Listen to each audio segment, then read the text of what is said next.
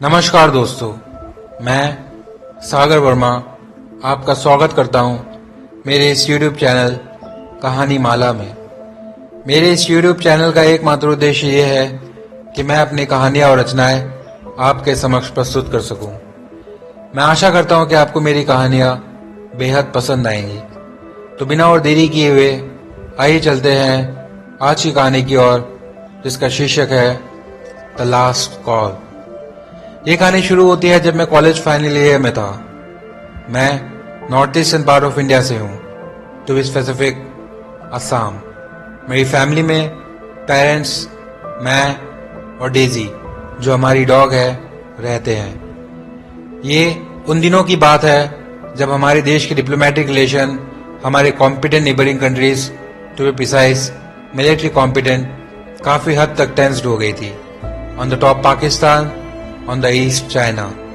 ये दौर वो था जब हर न्यूज़पेपर्स, हर टीवी कमर्शियल्स पे सिर्फ स्वदेश प्रेम का मिशन दिखाई देता था। ऐसे एक दिन हमारे कॉलेज में एक आर्मी कैंपेन ऑर्गेनाइज किया गया। ये सुन के हम सब स्टूडेंट्स काफी थ्रिल्ड हो गए थे, क्योंकि मैं जिस जगह से बिलोंग करता हूँ वहाँ आर्मी डिप्लॉयमेंट काफी है to counter any attacks from a neighbouring country China. और हमेशा काफी इन्फ्लुएंस रहा हूँ अपने मिलिट्री फोर्स से। तो मैं कल का इंतजार ऐसे कर रहा था जैसे मानो आज आखिरी दिन हो, समय रुक गया हो। उस दिन मैंने घड़ी इतनी बार देखी होगी जितनी मैंने अभी तक अपने जीवन में ना देखा हो, पर किसी तरह वो अस्थिरता वाला पल गुजर ही जाता है और मैं अगली सुबह बहुत जल्दी ही कॉलेज पहुंच जाता हूँ। हम कुछ दोस्तों ने पहले ही प्लान कर लिया था कि आज हम थोड़ी जल्दी ही आ जाएंगे। अभी सुबह के 8:30 बजे हैं। हमें और कुछ और स्टूडेंट्स को छोड़ के अभी तक कॉलेज में कोई नहीं आया है। लगता है उन्हें हमारे देश के प्रति, इन सोल्जर्स की जो हम सबसे ज्यादा बड़ा काम कर रहे हैं, उनका कोई सम्मान नहीं है, या फिर उन्हें कोई फर्क नहीं पड़ता इन सब बातों से। पर मैं सोच रहा था मुझे क्या, मैं तो आया हूँ। तभी एक मिलिट्री वैन हमारे कॉलेज कैंपस के अंदर आती है। हम वैन के पास जाते हैं जहाँ वो पार्क है। तभी एक सोल्जर उतरता है और उसके हाथ में एक स्लेट बोर्ड है। वो हम सबको वैन से थोड़ी दूर जाने को कहता है और प्रिंसिपल, जो कि हमसे कुछ कदम में ही थे, उनके पास जाते हैं और कहते हैं, हेलो सर। प्रिंसिपल कहते हैं, हेलो ऑफिसर। ऑफिसर कहते हैं, so shall we begin the campaign. Principal कहते हैं, of course officer, the students are all yours, make a good soldier out of them. Officer कहते हैं, आई विल। ये कह के वो हमारी ओर आके कहते हैं, अटेंशन एथीस, अटेंशन। हम सब अटेंशन के पोजीशन पे हो जाते हैं और वो ऑफिसर अपने सबऑर्डिनेट को स्लेट बोर्ड दे के हमें ब्रीफ करने लगता है। Hello students. हम सब हेलो सर कह के उनका प्रतिवचन करते हैं और वो सोल्जर कहता है,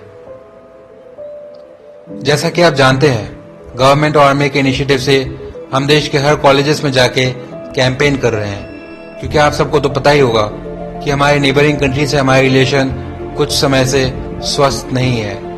इसलिए सरकार और आर्मी ने सोचा है कि जो कॉलेज स्टूडेंट्स होते हैं वो अपना डिसीजन लेने में समर्थ हो जाते हैं। तो हमने कॉलेज स्टूडेंट्स को रेडी फॉर वॉर रहने के लिए एक कैंपेन ऑर्गेनाइज किया है और ये वॉलंटियर मिलिट्री सर्विस दुनिया के और कई देशों में भी होता है। हम hand to hand combat, survival in the wild, training in firearms and military words, we will give you the basic training. और ये हमारे मिलिट्री कैंप में ऑर्गेनाइज होगा और ये होगा 12 हफ्तों के लिए।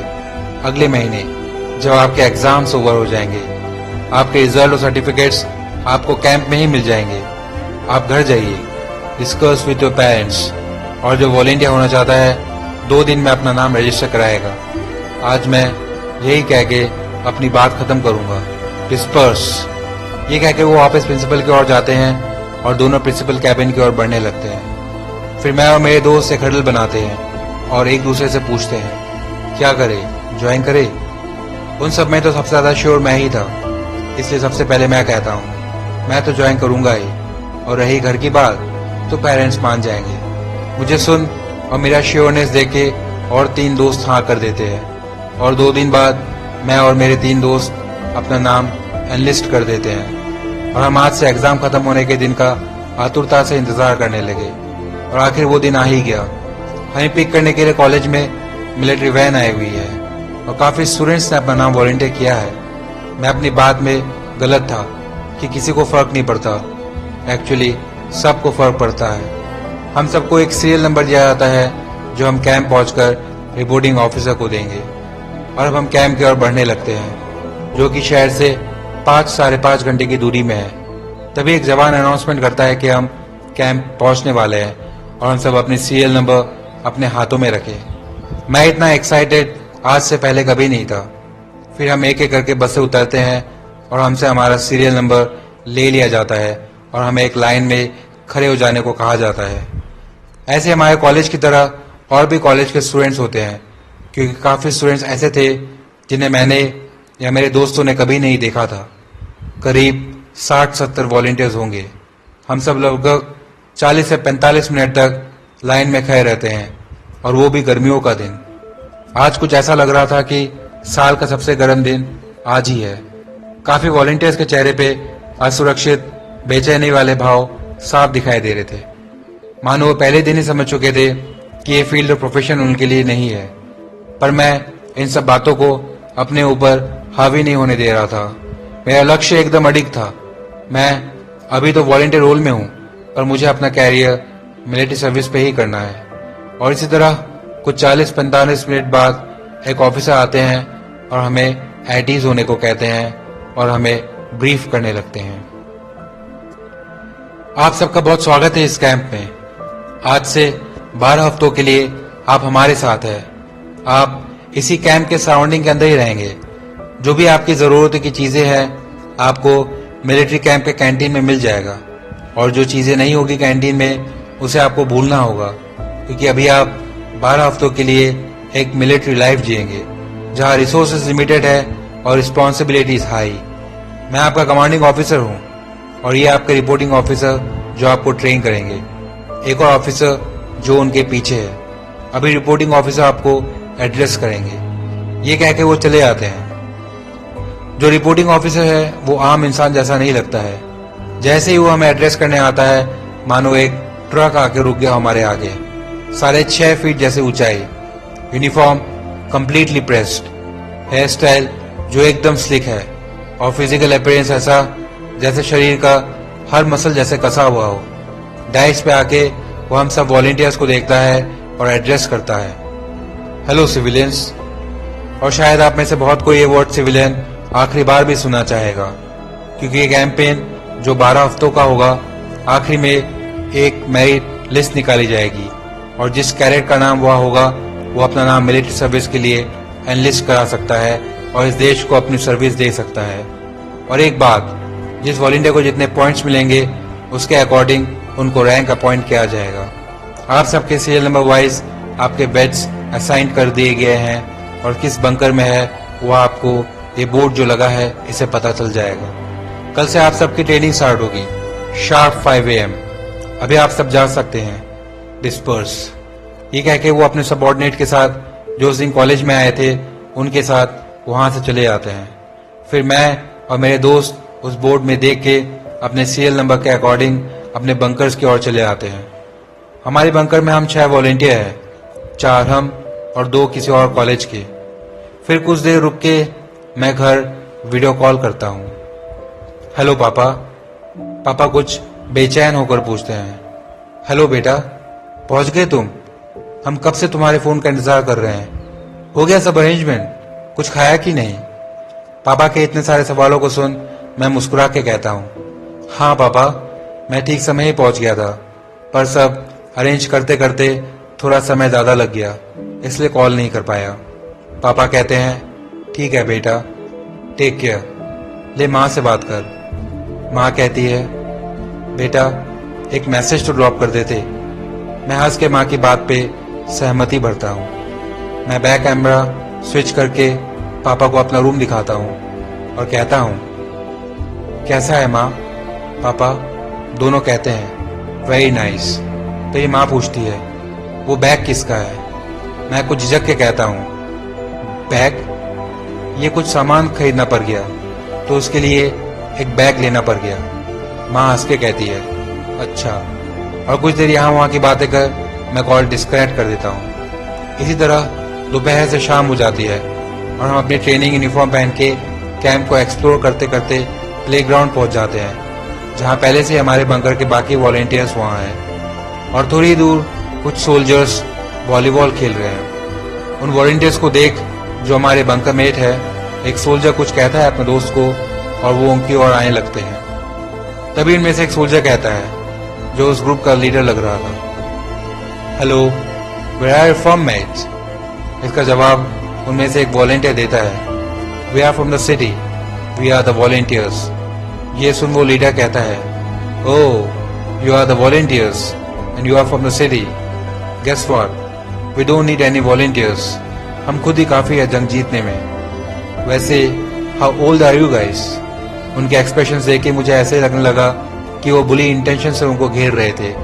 मुझसे रहा नहीं गया और उनके सवाल का जवाब मैं देता हूँ, old enough to be at war sir. और ये आज से 12 हफ्ते बाद पता चल जाएगा कि हम में से कौन जंग लड़ सकता है या नहीं सर। उनके रिएक्शन से तो ऐसा ही लग रहा था कि वो मेरे जवाब से ज्यादा खुश नहीं थे और रोष से मेरी ओर देख रहे थे। और जैसे ही वो मेरी ओर बढ़ते हैं तभी एक वैन हमें देख के रुक जाती है। शायद वो वैन वहां से गुजर रही होगी और हमें ऐसे गिरते हुए उन्होंने देख लिया होगा। और एक ऑफिसर अंदर बैठे बैठे उस सोल्जर से बोलता है, इजी ऑन देम बॉयज, अभी तो इन्हें एक भी दिन नहीं हुआ कैंप आए हुए। उस ऑफिसर को सुन वो सोल्जर कहता है, कुछ नहीं सर, हम तो बस जान पहचान बढ़ा रहे थे, दैट्स ऑल। क्यों वॉलेंटियर? मैं भी उसकी ये बात सुन के हाँ कह देता हूँ, हाँ सर।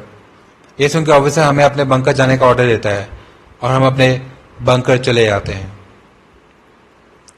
रात में कुछ ज्यादा सो नहीं पाया आने वाले कल के इंतजार में, पर किसी तरह वो रात गुजर ही जाती है। सुबह के 4:45 बजे हैं और मैं सबसे पहले फील्ड में 15 मिनट पहले ही पहुंच जाता हूं। 5 मिनट बाद रिपोर्टिंग ऑफिसर और उनके सबॉर्डिनेट आते हैं। मुझे फील्ड में पहले से आया देख वो कुछ देर मेरी ओर देखते हुए कहते हैं, good morning volunteer. Good morning sir कह के मैं उनका अभिवादन करता हूं। तभी बाकी वॉलेंटियर्स आने लगते हैं और सब अपने सीरियल नंबर के अनुसार लाइन बना लेते हैं और रिपोर्टिंग सर कहते हैं, अटेंशन एतीस, अटेंशन। आज अब सबका पहला दिन है, इसलिए मैं आज आपको कुछ नहीं कहूंगा, पर कल सुबह से 5 AM means 5 AM and I will not tolerate insubordination and I mean it. आज से 12 हफ्तों के लिए आपका ये शेड्यूल होगा। Morning 5 to 9 AM physical workout and wild life survival exercise, 9 to 10:30 AM refreshing hour and breakfast, 10:30 AM to 12:30 PM shooting exercise, 12:30 PM to 3 PM lunch and rest period, 3 to 6 PM hand to hand combat. Is that clear? हम सब कहते हैं आए sir, और ये कह के हमें जॉगिंग करने को कहा जाता है। करीब 9 बजे फिजिकल वर्कआउट खत्म हुआ। इतना फ्रेश मैंने आज तक खुद को कभी महसूस नहीं किया था। फिर ब्रेकफास्ट करके हम सब शूटिंग क्लास में होते हैं। आज तक मैंने सिर्फ AK सीरीज के बारे ही सुना था, पर इतने सारे टाइप्स ऑफ गन देख के my heart filled with pride. हम सबको 2 की टीम में बांट दिया जाता है। पहले के कुछ दिनों में हमें गन की बेसिक नॉलेज दी जाती है, कैसे गन स्ट्रिप असेंबल करना होता है वगैरह वगैरह। और कुछ दिनों बाद हमें 3-4 टीम्स में बांट दिया जाता है, एक स्कोप में और दूसरा गनमैन। पहले हमें डेमो गन दिया जाता है जिसमें पैलेट बुलेट्स हैं, और रोज हम 2 घंटे तक गन ट्रेनिंग करते हैं। फिर लंच टाइम और रेस्ट पीरियड शुरू हो जाता है। कुछ देर आराम कर हम hand to hand combat exercise के लिए चले जाते हैं। अपने बंकर लौटने के बाद हम 6 वॉलेंटियर्स एक दूसरे को देखते हैं और हंसने लगते हैं, और इसी तरह हम हर रोज यही एक शेड्यूल फॉलो करते हैं। शाम को रिक्रिएशन रूम में हमें हमेशा मेरी डॉक्यूमेंट्री दिखाई जाती है। इन डॉक्यूमेंट्रीज के कारण हमें हमेशा कुछ न कुछ नया सीखने को मिलता है और अपने देश के लिए राष्ट्र प्रेम की भावना और प्रबल हो जाती है। हमारा डाइनिंग हॉल कंबाइंड था, both for volunteers and soldiers. तभी एक रात मैं और मेरे कुछ बंकर मेट्स रिक्रिएशन रूम में कुछ ज्यादा टाइम स्पेंड करने की वजह से डाइनिंग हॉल लेट पहुंचते हैं। तभी एक बंकर मेट कहता है, यार आज ज्यादा देर हो गई, हमारा वॉलेंटियर डिनर टाइम ओवर तो नहीं हो गया? ये सुन मैं कहता हूँ, नहीं यार, अभी तो 10 मिनट है 9:30 बजने में, आ तू, कुछ नहीं होता। ये कह के मैं और मेरे दोस्त डाइनिंग हॉल चलने लगते हैं। डाइनिंग हॉल पहुंच के हमें सिर्फ कुछ ही वॉलंटियर बैठे दिखाई देते हैं और बाकी सोल्जर्स। हम डिनर लेके एक साइड बेंच सेलेक्ट कर वहां बैठ जाते हैं। कुछ देर बाद हमें देखते हुए कुछ सोल्जर्स हमारी ओर बढ़ते हैं। ये देख मैं अपने दोस्तों को हमारी ओर आते हुए सोल्जर्स की ओर इशारा करता हूँ। वो वही सोल्जर्स थे जिनसे हम फील्ड में मिले थे। तभी उनमें से एक कहता है, वही leader, well well, look who is here, the mighty volunteers, हमारे रहते हुए अब ये देश को बचाएंगे। और बाकी सोल्जर्स हंसने लगते हैं। उन्हें हंसा देख एक बंकरमेट खुद पे काबू नहीं रख पाता और खड़े होकर कहता है, हमें कोई परेशानी नहीं चाहिए, हम अपना डिनर करके चले जाएंगे। ये सुन एक सोल्जर कहता है और अपने लीडर को इशारा कर उस वॉलंटियर के पीछे आ जाता है। हाँ, डिनर तो करना ही है, पर इससे पहले इवनिंग स्नैक्स तो खा ले। ये कह के वो इस बंकरमेट को मैनुअल रिस्ट्रेन कर देता है और इतने में उनका लीडर 2-3 पंच उस पर थ्रो कर देता है। ये देख के हम सारे वॉलंटियर खड़े हो जाते हैं और सिचुएशन काफी टेंस हो जाती है। इतने सारे सोल्जर्स और हम बस 3 वॉलंटियर। डाइनिंग हॉल में हो रहे असाधारण शोर के कारण वहां एक ऑफिसर आ जाता है और सिचुएशन को कंट्रोल कर लिया जाता है। पर हमें से कोई वॉलंटियर नहीं कहता कि किसने वॉलंटियर को मारा। पर ऑफिसर ने मुझे और सोल्जर को देख लिया था जब हम एक दूसरे से झगड़ रहे थे और ऑफिसर हमें अपने कैबिन पे रिपोर्ट करने का आदेश देता है। करीब आधे घंटे बाद हम कैबिन से बाहर आते हैं, जहां कुछ दूरी पर मेरे बंकरमेट्स मेरा इंतजार कर रहे थे। पर मैं उन्हें अनदेखा कर वहां से चलने लगता हूँ कि तभी माँ का कॉल आता है। मैं पिक करूँ या ना करूँ सोचते सोचते आखिरकार कॉल पिक कर ही लेता हूँ और कुछ अशिष्ट भाषा में कहता हूँ, हेलो माँ, क्या हुआ? मेरे इस तरह के अभद्र वर्ताव को सुन माँ कुछ रुक के कहती है, बेटा क्या हुआ? क्या मैं कुछ देर बाद कॉल करूं? मैं कुछ पल रुक एक लंबी सांस लेते हुए कहता हूं, नहीं माँ, कुछ नहीं, सॉरी, कुछ याद आ गया था। आप क्या कर रही हो? और मैं माँ से बात करते करते अपने बंकर की ओर बढ़ चलता हूँ। इस इनसबॉर्डिनेशन के लिए मुझे और उस सोल्जर को अगली सुबह बिना हिले हुए 3 घंटों तक खड़े होने को कहा जाता है। उस बात को बीते हुए काफी दिन हो चुके हैं और आज इस कैंप में आए हुए हमें 8 हफ्ते हो चुके हैं। हम में से ज्यादातर volunteer wild life survival technique, fire arms training और हैंड टू हैंड कॉम्बैट में पहले से काफी बेहतर हो चुके हैं। तभी एक दिन हमारे hand to hand combat trainer किसी कारण नहीं आते और उनकी जगह एक सोल्जर को हमें ट्रेनिंग के लिए कहा जाता है। और वो कोई और नहीं बल्कि उस रात डाइनिंग हॉल प्लेग्राउंड में जो लीडर था वही था। उसे देख मानो मुझ में एक अद्भुत ऊर्जा आ जाती है। लगभग 1 घंटे इंतजार के बाद अब उसकी बारी मुझे ट्रेन करने की है। हम एक दूसरे से कुछ नहीं कहते, पर हमारे बॉडी मूवमेंट और एक्सप्रेशन से सबको पता चल जाता है कि आज कुछ ना कुछ होने वाला है। बहुत दिनों बाद उस रात का हिसाब करने का मौका मिलता है और हम कॉम्बैट करने लगते हैं। तभी लीडर कहता है, उस रात तो तू बच गया, पर आज नहीं बचेगा। You will all remain volunteers, not soldiers. ये सुन मैं कहता हूँ, उस रात मैं कमजोर था, पर आज नहीं। और कुछ देर कॉम्बैट करते हुए मैंने उसे थोड़ा इंज्योर्ड कर दिया था। शायद मेरे अंदर रोष ही इतना था कि मैं उसे इंज्योर्ड ही देखना चाह रहा था। अगर कुछ देर ये hand to hand combat exercise और चलती तो हम दोनों में से कोई एक ही रहता, पर बाकी वॉलंटियर्स और कुछ सोल्जर्स आके हमें रोक देते हैं। आज मैं काफी संतुष्ट महसूस कर रहा था। अपने बंकरमेट की तरफ देखते हुए मैं ये सोचता हूँ, अभी हम अपने बेसिक ट्रेनिंग के आखिरी हफ्ते में हैं। हम में से ज्यादातर वॉलंटियर्स ने अपना 100% देते हुए इस बेसिक ट्रेनिंग में हिस्सा लिया है। आज हम वॉलंटियर्स और सोल्जर्स की एक एक टीम बनाई जाती है डेमो आर्म कॉम्बैट के लिए, ताकि हम वॉलंटियर्स अब तक की शूटिंग एक्सरसाइज में कितने स्किलफुल और टैक्टिकल हुए हैं इसका एवोल्यूशन कर सके। हमें डेमो गन दी जाती है। दोनों ही टीम में 10 मेंबर्स हैं। दोनों टीम्स को असेंबल के लिए कहा जाता है। तो सोल्जर्स की टीम में लीडर भी था। हमारे रिपोर्टिंग ऑफिसर ने दोनों टीम्स को ऑर्डर देते हुए इस शूटिंग एक्सरसाइज का आगाज करते हैं। पहले के कुछ समय सोल्जर्स लीड ले रहे होते हैं। उनकी हर टैक्टिक्स हमारे लिए हुए मैनेवर डिसीजन से एक कदम आगे थी। हमारे 4 वॉलंटियर्स आउट हो चुके थे और उनके बस एक सोल्जर। तब हम सब ने ये डिसाइड किया कि हम डिफेंसिव टैक्टिक्स ना अपना के बल्कि ऑफेंसिव डिफेंसिव डॉक्ट्राइन का इस्तेमाल करेंगे, जिसके चलते हम धीरे धीरे सोल्जर्स के अपनाए हुए टैक्टिक्स को फेल कर रहे थे और हमें इसका रिजल्ट उनके 5 सोल्जर्स को आउट करके मिलता है। अभी हम वॉलंटियर्स 6 और सोल्जर्स 4 है। हम अपनी पोजीशन लिए अलर्ट थे, पर अचानक मेरे बंकरमेट के पीछे आकर लीडर ने डैगर से उसके थ्रोट में रख दिया है और किसी मानसिक रोगी की तरह हंसते हुए मेरी ओर देख रहा था।